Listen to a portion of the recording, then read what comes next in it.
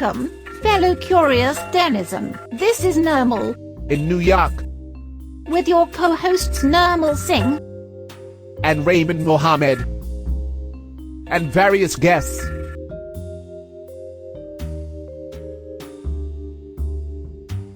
We will be taking you on a journey to restaurants, shops, museums, historic buildings, and many other simply fascinating places in New York City, and quite possibly beyond. We will also have other little highlights and tidbits such as recipes, tips, and much more. You might even get to hear me sing from time to time, so stay tuned. So, come true. Yeah, by day. Boy, know what I'm saying. Welcome, everyone. This is your friendly local tour guide, Nirmal in New York. Or rather, Nirmal who is usually in New York. This episode will be explored in two halves. This is the second half.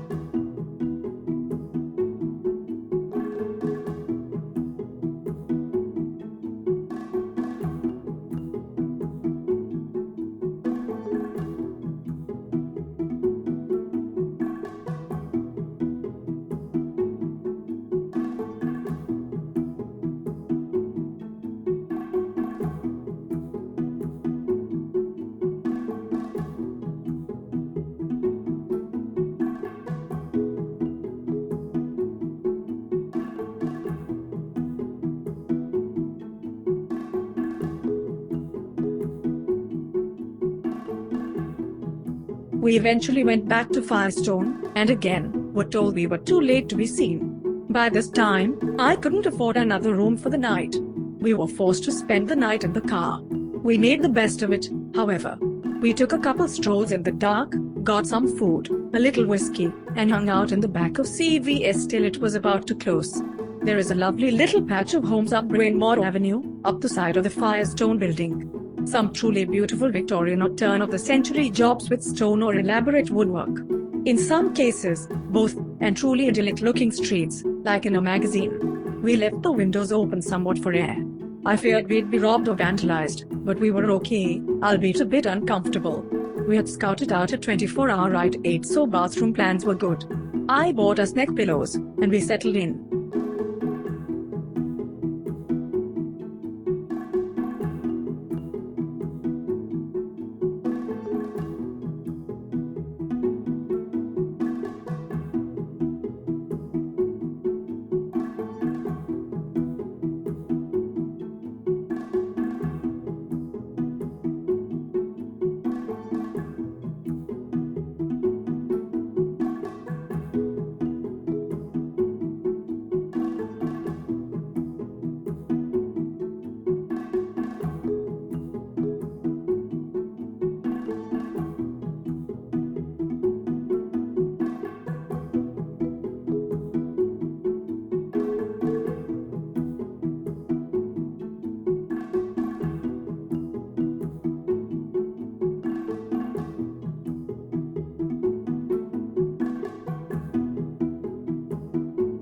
Morning came to the Firestone parking lot, and we did what we could to freshen ourselves up.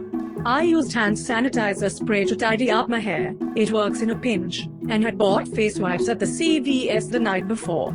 I brushed my hair and covered it, wiped my face and did my makeup. I went to the loo in the building to quickly finish washing up. The folks at Firestone finally looked at the car, but the news was not good. We were informed that the car's engine had blown. They then informed us that they didn't fix Suzuki engines, and that we would have to locate a dealership garage for that. There was none nearby, and the engine would cost around $5,000, so that was not going to happen. We had to figure out other plans. We were also told that to be towed back to New York would also cost over $800. We retreated back to the car, where I suggested trying AAA. We attempted to call them, but the local New York branch was closed for the day by this point. We wound up spending another night at the car. The next morning, we refreshed ourselves again and called AAA. Ray was able to get a subscription, allowing us to be towed for $11, with the only catch being that we'd have to wait a week and come back down. We were now ready for our New York return.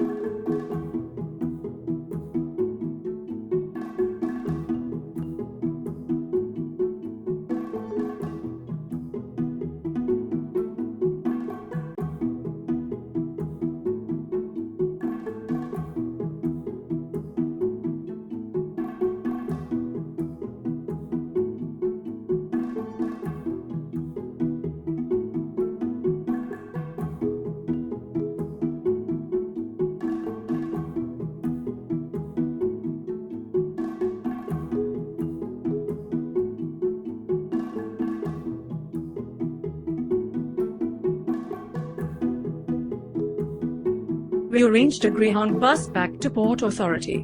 We headed for the Norristown Transportation Center, only to find that the Greyhound had stopped going there. We were going to catch a different bus, but would return home too late. By this time, I was not going to go without a shower another night, so I called my best friend to borrow money for a hotel.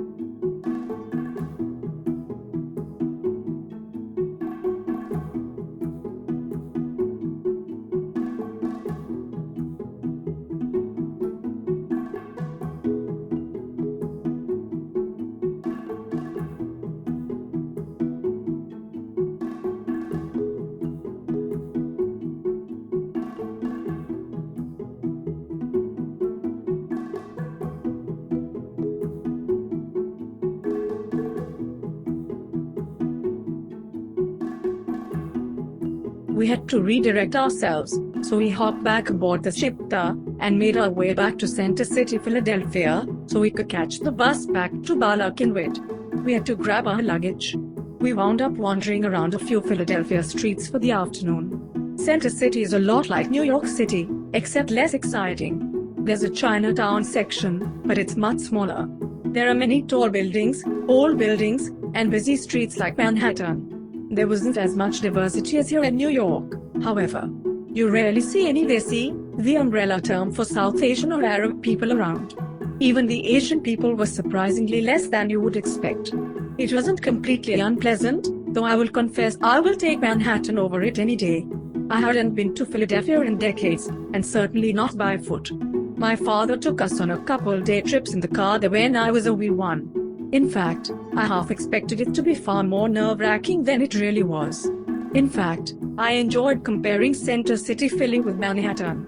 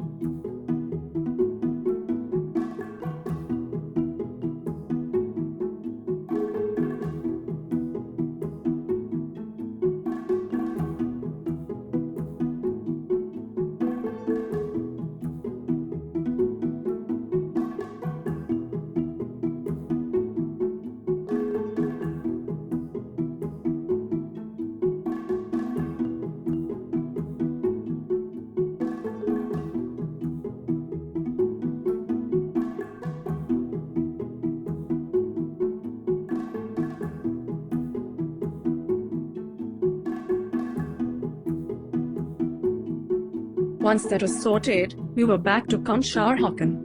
We decided to stop at a barbecue joint we had seen when we'd first arrived in the area, called Deeks. They were a truly wonderful bunch.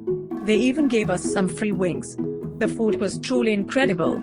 I highly recommend it if you're ever nearby. We brought it back to the hotel.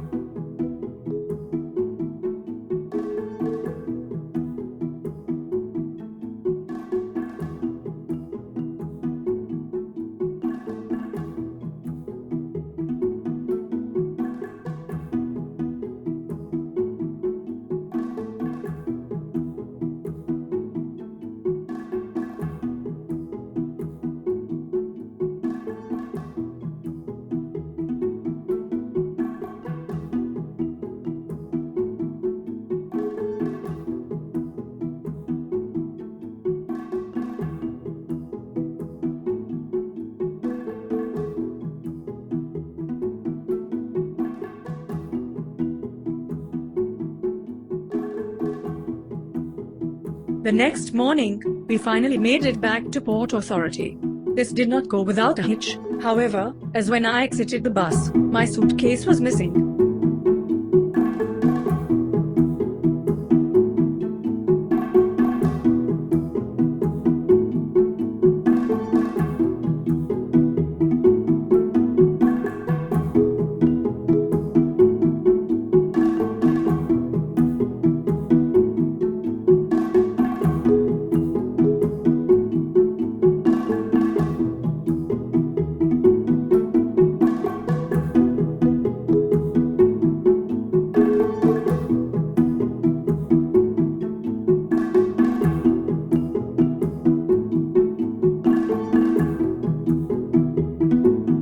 And with that, another trip is in the bag.